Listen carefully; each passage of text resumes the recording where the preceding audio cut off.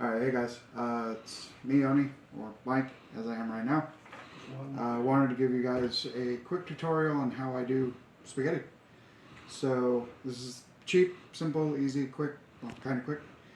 Very few things you need for this. Tools you're going to need are the chef's knife for chopping an onion, or any knife will do. Cheese grater, get to that in a sec. 2-quart stock pot. That's just to fill the sauce. Ingredients are going to be super simple. A little bit of butter, a whole head of garlic, peeled, 1 carrot, 1 medium onion, 4 cans, preferably of San Marzano tomatoes, just peeled in a can. More basil than you think you've ever seen in your life. I use hot Italian sausage, 2 pounds. That's it.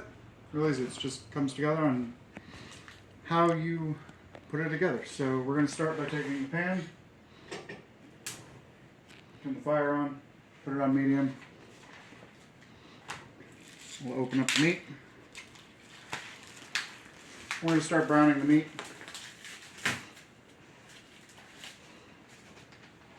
While we get our vegetables ready. So we'll try to make this all nice and neat. Takes about 15 odd minutes to prep, about 3 hours to cook, at a minimum. So, kind of a weekend dish if you work. If you don't work, you can do it anytime you'd like. Only other thing we're going to need is kosher salt, iodized. I just use this rough grain stuff, no big deal. Alright, we're going to let this pan heat up just a little bit. We don't want to put proteins into a cold pan. They don't brown or release any of their flavors, they just tend to boil. We're not boiling anything ingredients wise here until we actually simmer them in the tomatoes. So everything else we want hot pans, get stuff going. The only other thing we might need while that's heating up is just a secondary dish to put the meat into, because what we're going to end up doing, we're going to brown this meat, and we're going to use the oil from the meat to brown all of our vegetables. So that'll keep heating up, and I can get started. Quick onion. I'm sure you've seen this 1,000 times on cooking shows and whatnot. This is just how I do it.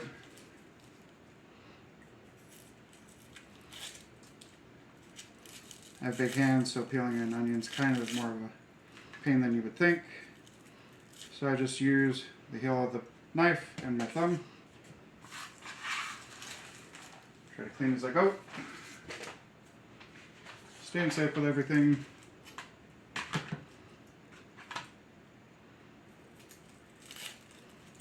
Now that pan back there is really thin bottom, so I have to control the heat a little differently. Your cookware may force you to do stuff similar. I don't have the best, but it works, and I work with it. I'm just using the bottom parts of my fingers here to check the pan's temperature. If I need to pull my hand away from it, it's hot enough. If I can just kind of hang out here, it still needs to warm up a bit. So from there, get that cheese grater out of the way. We're just going to small dice this, and we're going to use the onion to help us. One little trick with onions, most people cut towards themselves. If you cut away, you'll find out that you don't get all teary-eyed. None of the juices splash into your face. So always cut away.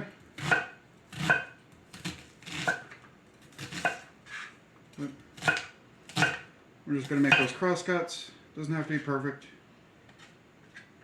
Might not want that, not though.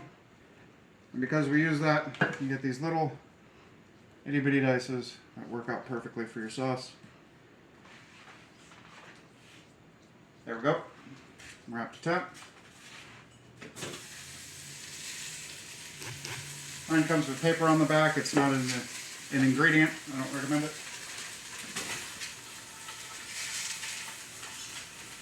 So we can hear it sizzling right now, which means the pan was hot enough. And they've already started to brown. Now I'm going to cheat. Because I have one of these little $4 meat mashers you can get at grocery stores. Super handy for getting your ground beef together or ground product. Okay, increase the temperature down to kind of medium, low, right in between there. We'll finish our vegetables.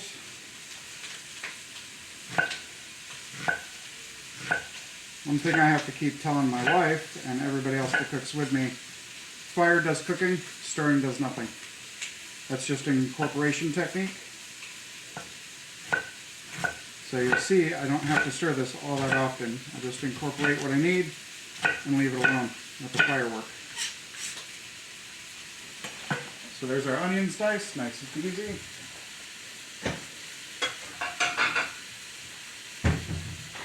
And I'll just set them aside for the moment.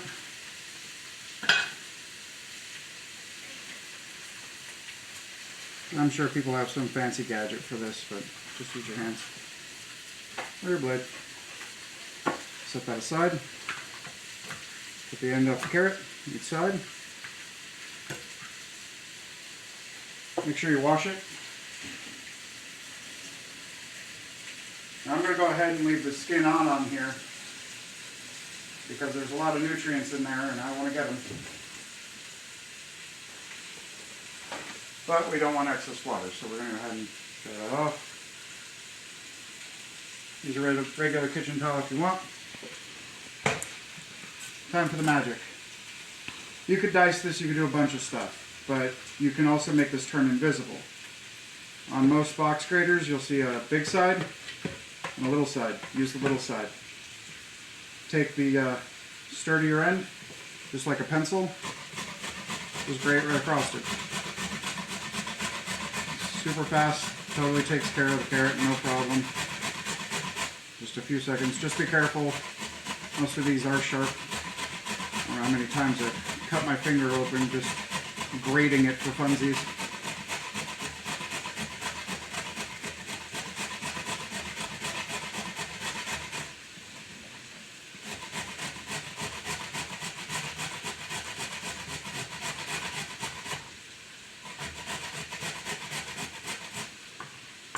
That's all my big hand can take, so before I start adding human ingredients, I'm pretty sure there's a convention against that.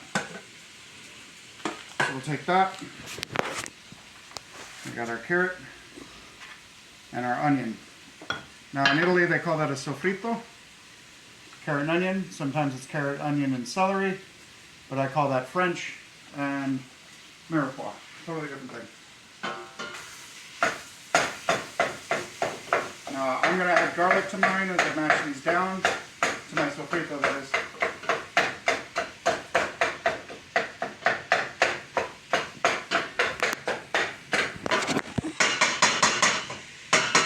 And you can mash this up as small or as big as you'd like.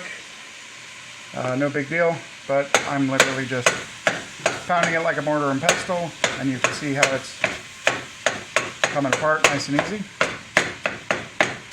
Works just as well with sausage in link form. I got lucky and just had it like this.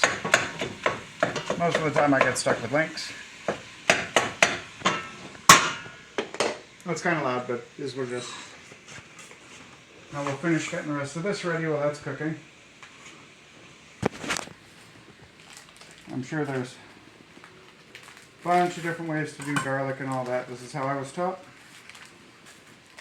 way back in culinary school. And just pull them all out. Set them aside. Now, with the big part of your blade, I just lay it flat, smack it, done. Smack done. And all we're really doing here is breaking them apart. You can see how it breaks apart like that. So I'll be able to pass a knife right through it, and it'll dice up perfectly every time. If you're afraid to do this, understand? You can either buy pre-minced garlic, Sure a bunch you got that. Or you can sit here and chop through it if you want to do that. Whoop, be careful. Make sure it doesn't slip. And I am using striking here, not like this. Reason for that is I'm using the wrist bone to push down. And I'm keeping the blade edge effectively like this, pointed down, and I'm hitting the top side of the blade, so it's going like this, bringing the knife to flat. So it's keeping me safe. I've just been doing it a while, so there we go. And then I can just pass the knife straight through. Always keeping the fingers curled on the other side of the knife. Speaking from experience, I am missing part of this finger because I didn't do that. So, I'll just pass this through, rough chop. Doesn't have to be pretty, just has to be fairly uniform for even cooking.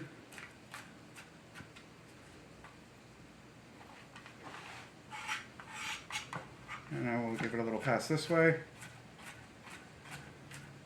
You guys may hear in the background that the meat's not sizzling anymore. It almost sounds like it's boiling. We want to prevent that. So that means the temperature is probably too low. I'm going to turn that back up. You get the garlic off your hands. Make sure you wash whenever you need to.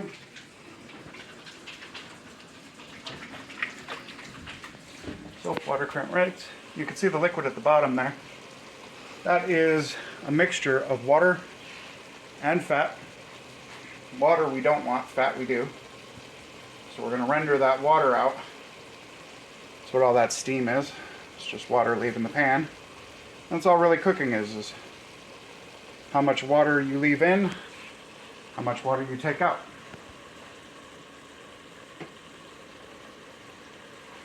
So, in the traditions of Italian grandmothers everywhere, I do use a wooden spoon, although I'm cooking in a metal pot, so it's kind of contradictory, but what can you do?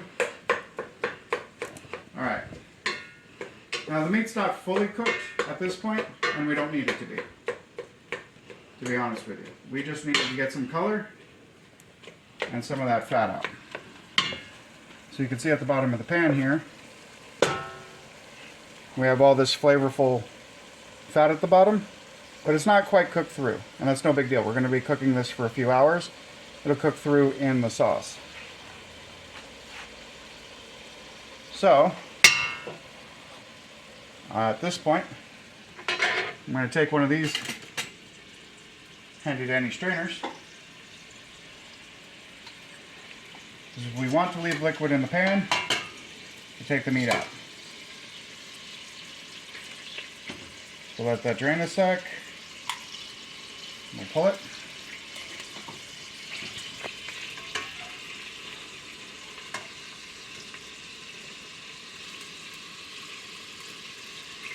Now you can do this with a bunch of different stuff. Heck, you can even just put a bowl underneath a strainer and dump it into the strainer and just let the fat go into the bowl and put the fat back in the pan.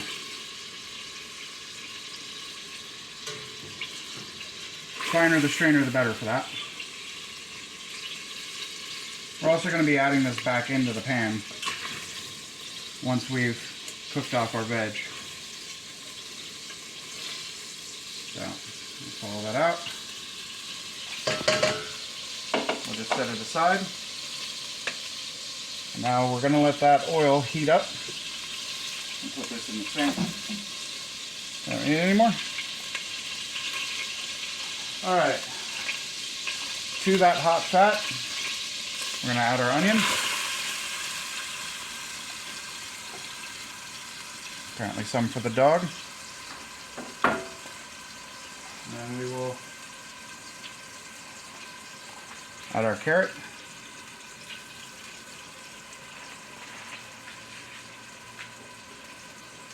We pulled out the butter earlier just in case we needed it. in case we didn't get all the fat rendered that we wanted to do this. Now I'm going to stir this to incorporate it.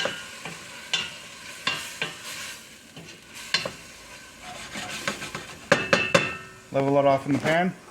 And this is going to be our first layer of seasoning. It's just going to be salt. I do 2 pinches here. We'll leave it there. And then I'm going to grab my garlic. I'm going to throw it on top.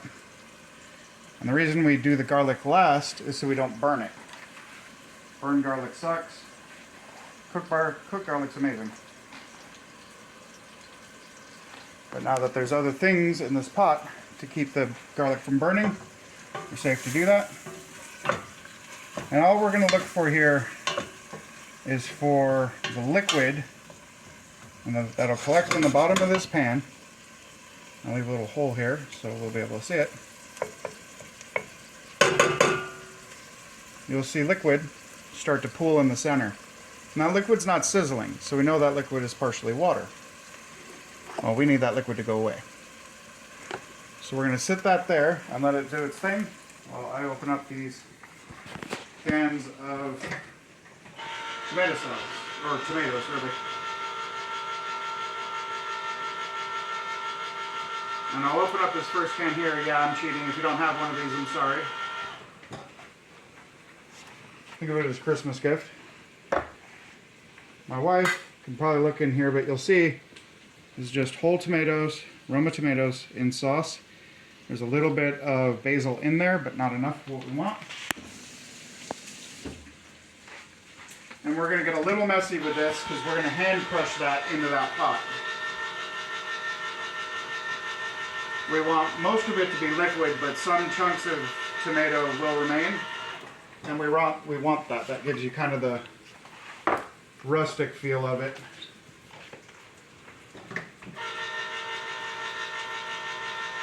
And I'm listening to my pan while I'm dealing with this. I'm listening to the sizzle. The faster the sizzle gets, the more I know it's frying. So I am paying attention to the pot while I do this. You might be able to hear it right now on the microphone, but it's starting to pick up a little bit. A little less of a bubbly, boily sound, more of a frying chicken sound. We want that.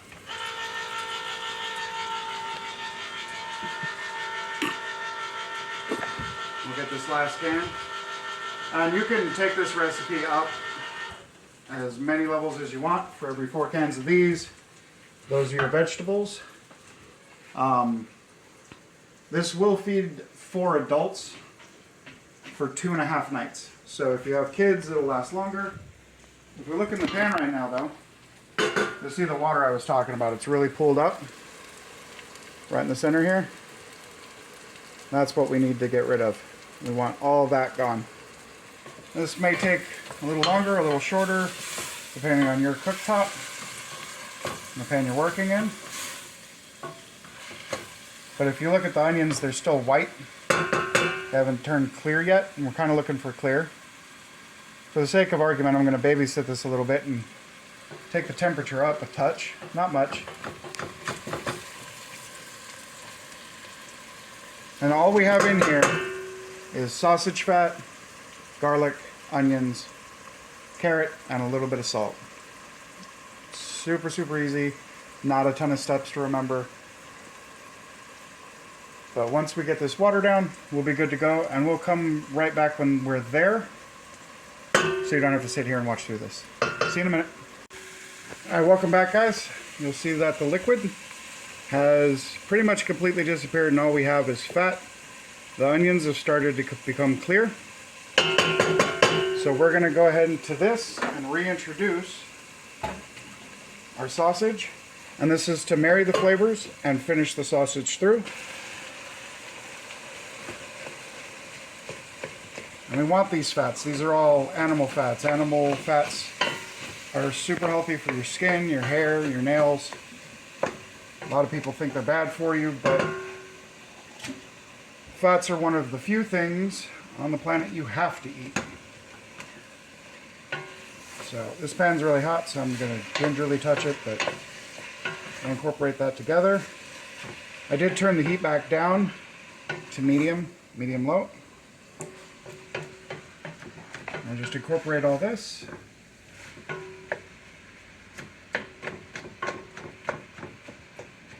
I'll just set it there. I don't season the sausage. I've worked with the sausage a lot, so I know what it tastes like, and I don't need to add seasoning to it. We're going to bring this back up to temperature, and then we're going to bring in our tomatoes. Now, this is a product of Italy, and San Marzano tomatoes come from Italy. They're Roma tomatoes, just like any other, except for these are grown in volcanic ash, volcanic soil from Pompeii, I believe. They have their own unique flavor, sweetness, and everything like that. It's what the Italians use. I've used it in professional kitchens for over a decade. I like to bring it home if I can. It's a little more expensive. You can just get regular Romas. Whenever possible, do get the canned version. It'll save you a ton of work. If you guys want to see it from tomato scratch, I'll be happy to do that. I know how to do it. It just adds an hour to the cook time, because you have to go through a whole process with them. So with these, no process. Just pull your tomato out of the can. Make sure you're doing this over the pot. Give it a gentle squeeze and let it go. If you have kids old enough that you trust them around here, this is a fun part for them. It's a funner part for the person cooking, because you actually get to just get a little dirty and have some fun.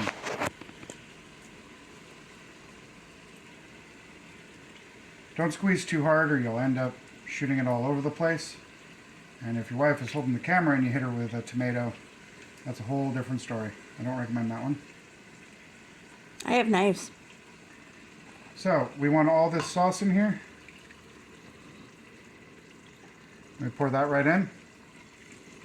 Now, what I just poured in is cold, so I can touch it like that, just to give you a fair warning there. And since we prepped all these already, we can just get right down to the business of putting it in. Now, we're not turning the heat up or down, and we're kind of going slow here to let the liquids catch up to temperature.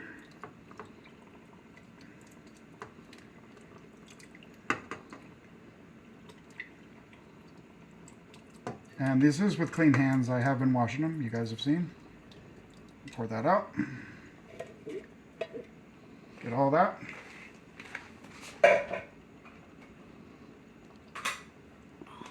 You guys will notice I don't add any sugar to this. There's a good reason. Sugar doesn't actually get rid of the acidity of the tomato. All the fats in the pan that we added before is what's going to balance out that acidity. So don't strain any of the fats, don't lose any of them. You want all of those to balance this dish. If you taste it, and I'll probably show this a little later when I'm showing you the finish, but if you taste it and you find it to be a little acidic, that's where that butter is going to come in. You'll add just a little bit of butter at a time, stir it in, check the acidity. You want all this at the bottom here. And just keep doing that until you either have way too much butter and you went too far, or what's more likely, you have a balanced tasting sauce. My wife behind the camera here, Jen, or Raven, as you guys might know her, is super sensitive to acidic things. Really gives her bad heartburn. So balancing the acidity, for me, became a pretty crucial step in making this dish.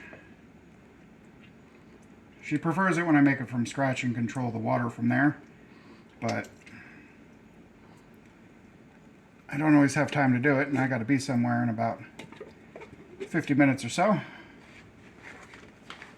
So we got all those tomatoes in, we wash your hand off again.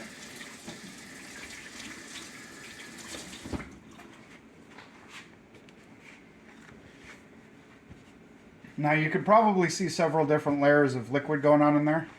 Water, fat, tomato, kind of bubbling up from the sides. And that's how it should look and is normal. Then I'm going to take our salt.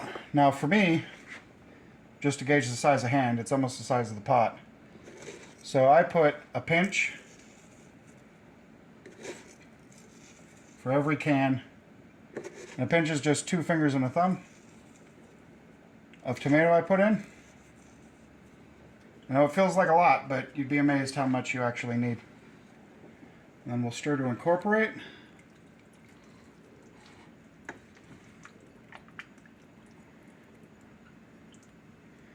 Now, the simmering process is going to break down the tomatoes more.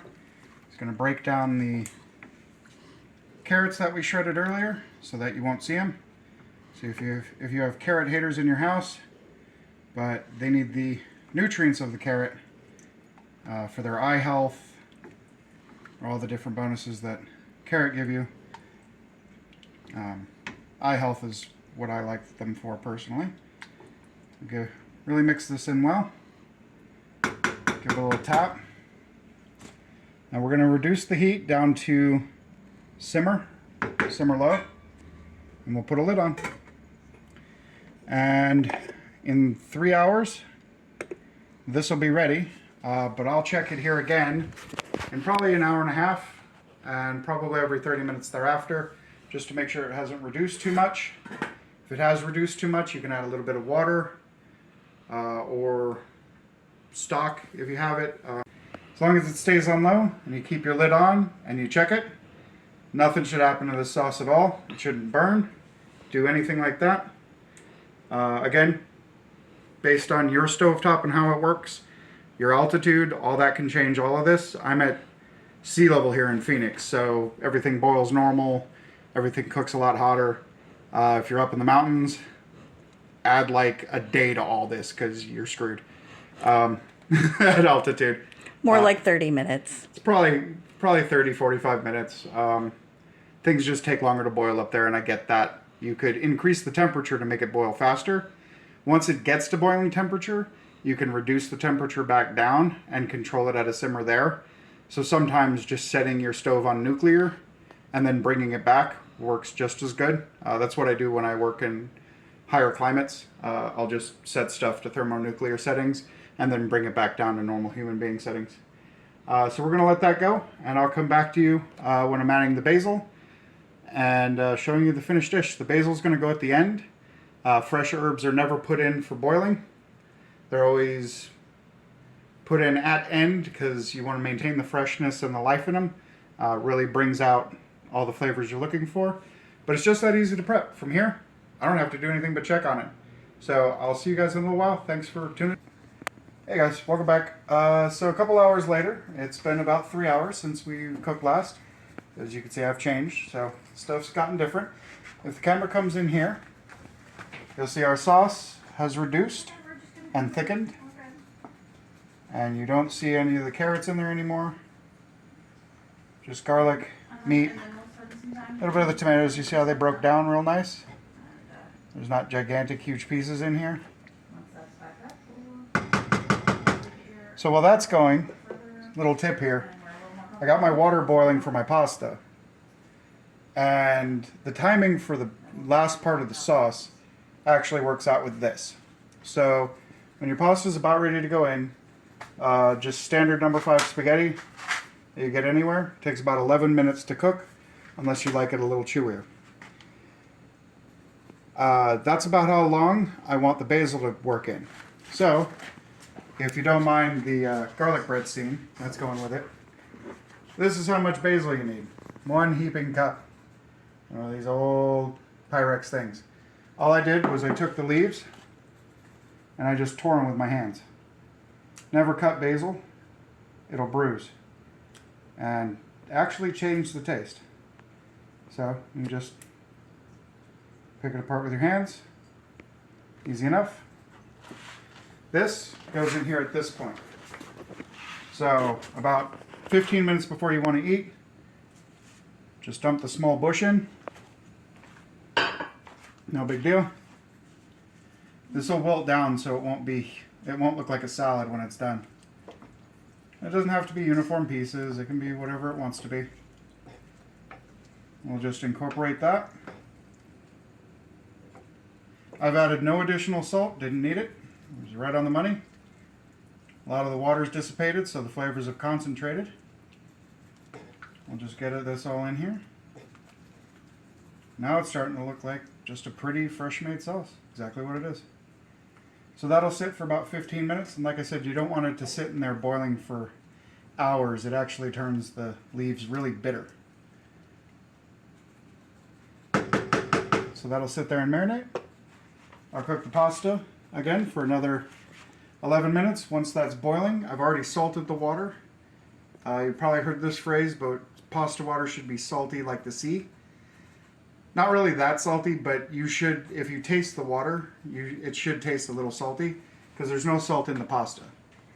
We've salted the sauce, but we need to salt the pasta too so the pasta comes through. At the end of the day, this is a pasta dish, not a sauce dish.